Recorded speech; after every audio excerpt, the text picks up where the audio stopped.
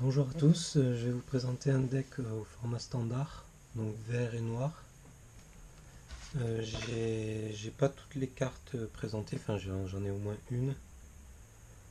Euh, donc ce deck peut être joué en T2. Bon après chacun sa manière pour obtenir toutes les cartes, soit faire des échanges, soit en acheter ou à l'unité ou acheter des gros packs à 100, 120 euros, mais bon ce qui est un peu cher.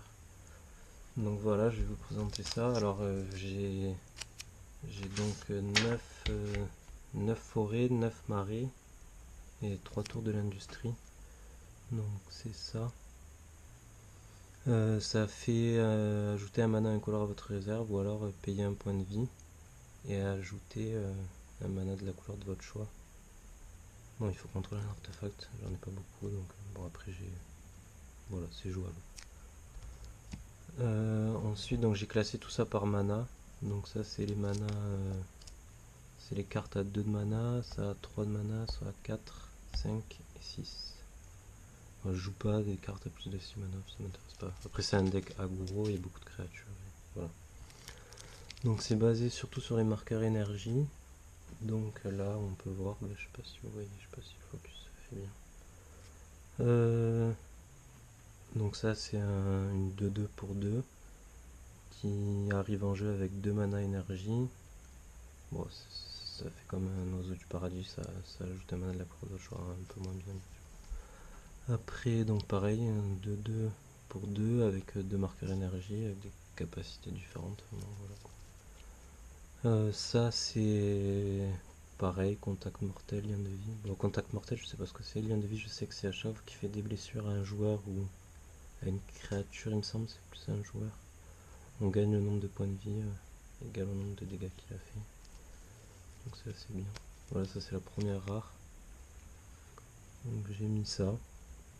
Ma foi, ça peut être jouable, je pense. Ça permet en gros de prendre le contrôle d'une créature adverse. C'est une rare. Voilà. Ensuite, à 3, donc pareil, marqueur énergie, je crois qu'il doit y en avoir là-dedans. Bon, ça c'est un coup, c'est pas beaucoup de valeur. Ça, fabrication 2, ça c'est histoire d'avoir un artefact. Parce que, oui, pardon.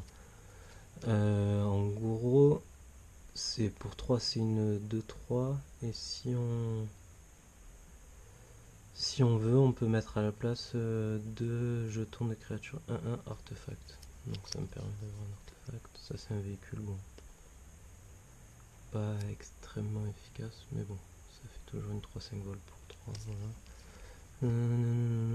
Ça c'est bien, ça j'ai bien aimé quand j'ai packé ça. Donc en gros, au début de votre entretien, on regarde 1. Donc on regarde la première carte du dessus de notre bibliothèque, mais on la repose, après on la remet sur le dessus de la bibliothèque. Et donc à chaque fois que vous lancez un sort de créature, vous pouvez payer 1 mana vert. Si vous faites ainsi, piochez une carte. Donc ça pour mon type de jeu, c'est assez efficace. Comme j'ai beaucoup de créatures, je paye un vert en plus et j'ai tout le temps des cartes dans la main, c'est super, super pratique. D'ailleurs, c'est Kaladesh, cette carte. Et elle sera bientôt plus dans le format standard. Donc elle sera remplacée le 24 avril par un nouveau bloc. Donc voilà, comme c'est du format standard, ce que je vous présente, c'est Ixilan, Amonkhet et Kaladesh. Voilà, c'est une très bonne rare, moi ça m'a bien plu ça.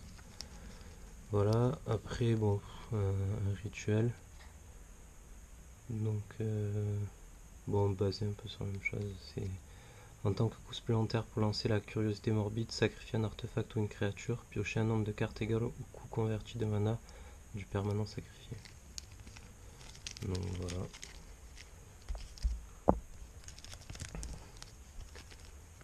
Après j'ai ça. Donc c'est une rare. Elle ressemblait un peu à la rare, c'est pareil de tout à l'heure en noir, à 2 de mana. Donc contact mortel. Quand Gonchi Seigneur de l'opulence arrive sur le champ de bataille, regardez les 4 cartes du dessus de la bibliothèque de l'adversaire ciblé, exilez l'une d'elles, face cachée, puis mettez le reste au-dessous de la bibliothèque dans un ordre aléatoire. Donc en gros, on regarde les 4 cartes de la bibliothèque de l'adversaire, on en prend une qu'on va exiler et on pourra la jouer ensuite comme si c'était une carte à nous. Plutôt pas mal pour 4.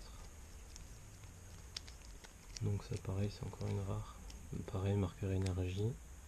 Donc c'est une 4-3 pour 4. Donc payez 3 marqueurs énergie, mettez un marqueur +1/+1 sur l'hydre irisée, elle acquiert la défense talismique jusqu'à la fin du tour. Donc je sais pas, je pense que le marqueur +1/+1 il est définitif, alors que la défense talismique c'est jusqu'à la fin du tour. Donc je suis pas sûr du tout, c'est à vérifier. Parce que ça ferait quand même malgré tout une 5-4 pour 4, ça me paraît pas très cher. Voilà. Bon après à 5 j'ai ça, c'est une inco, donc piétinement.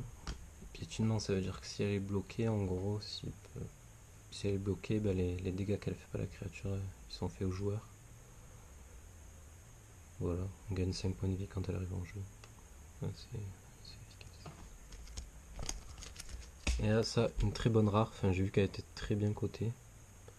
Je crois qu'elle est à 9€. Bon, pour un booster à 3,40€, une carte à 9€, ça fait toujours plaisir.